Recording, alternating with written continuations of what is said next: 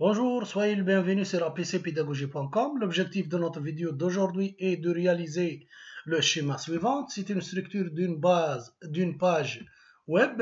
Elle contient l'entête de cette page, pied de page, et au centre, on a trois blocs. Bloc de centre ou la section principale et deux blocs latéraux, bloc latéral gauche et bloc latéral droite.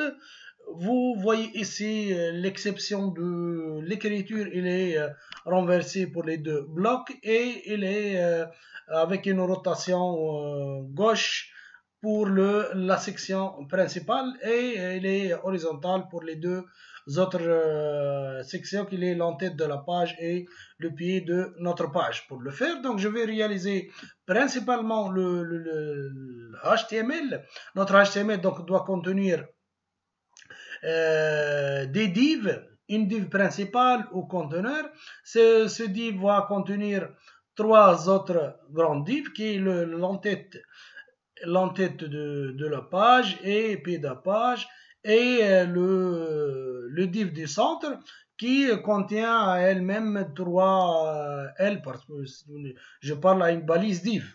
Elle contient aussi trois autres divs. Donc pour commencer, je vais commencer par le HTML. Donc j'ai nommé cette page une page HTML. Donc j'ai commencé avec le div principal que j'ai affecté une classe qui s'appelle structure, donc la structure de notre page.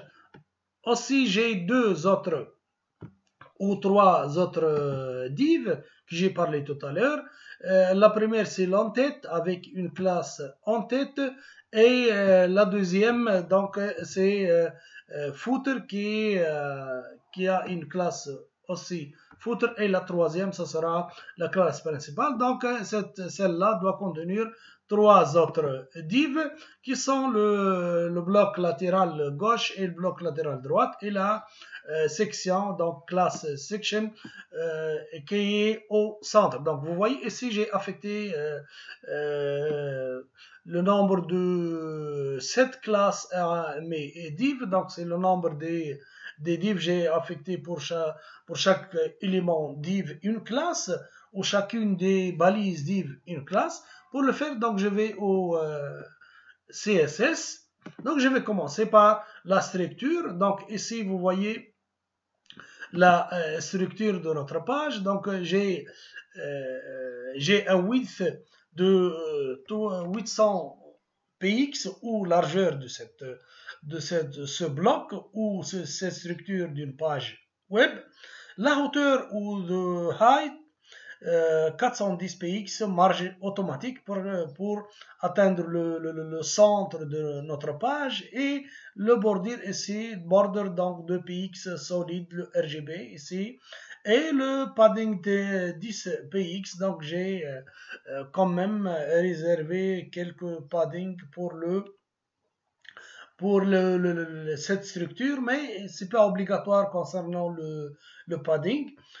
Maintenant, l'entête, donc j'ai l'entête, la spécificité de l'entête, c'est qu'il contient du texte. Et vous voyez, quand j'ai pas défini le texte au niveau de HTML, donc je vais l'ajouter au niveau de CSS. Donc c'est pour cela que j'ai divisé l'entête sur deux parties. Partie l'entête, c'est la bordure de l'entête et donc le largeur, la hauteur, le margin auto et la bordure aussi. Pour l'écriture, donc le content, c'est le contenu de bloc, notre bloc en tête, c'est l'entête de la page. Donc font size c'est 1,4. La position absolute, left, with 100%, donc le texte va occuper le 100% de la largeur de notre en-tête. Text align, center align high, 40 px. Donc ici, j'ai défini line high pour normalement ici centrer verticalement le texte. Si vous ne le centrez comme moi, donc ne définissez pas cette propriété. Donc, je vais passer aux deux côtés, latéral gauche et latéral ou le footer. C'est semblable aux en-têtes. Donc, footer, ça sera la même chose. Width, high, border et margin. Et le footer before, donc je vais insérer ici le contenu du bloc footer.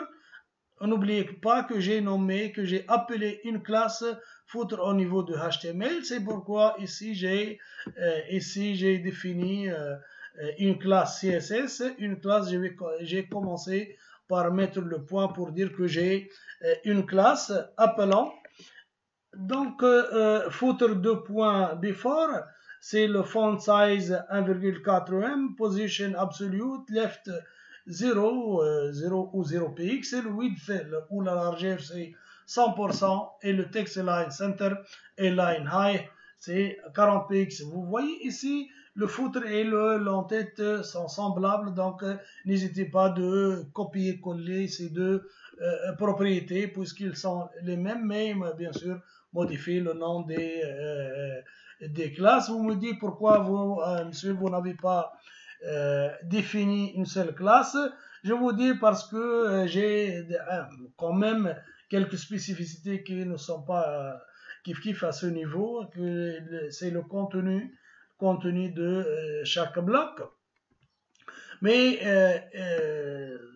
ici, troisièmement, ça sera le bloc latéral ou gauche. Ce sont deux blocs aussi semblables. Je vais commencer par le bloc gauche. La spécificité de ce bloc est ici l'écriture est renversée. Vous le voyez ici, c'est du haut vers le bas et l'écriture c'est right. C'est comme c'est semblable au bloc latéral. Ici, c'est semblable au bloc latéral, comme vous le voyez. Donc, j'ai spécifié le width, le high, le margin 10 px, le border des 2 px solide et float left. Pourquoi float left? Et j'ai mis 3 divs dans un bloc, dans un élément div. Donc, j'ai utilisé la propriété float left pour chacune de ces balises ou chacune des classes appelantes. Donc, latéral gauche before, donc ici je vais insérer le contenu du texte dans ce bloc. Et vous voyez ici, j'ai défini deux autres propriétés avec ces valeurs. Donc, writing mode c'est vertical line right, LR. Text orientation, c'est sideways. Donc, on a vu ces deux propriétés avec leurs valeurs spécifiques au niveau de notre cours CSS 3. Vous le trouverez sur apcpedagogie.com. Et j'ai défini aussi la propriété High, Position Absolute et Text Align Center.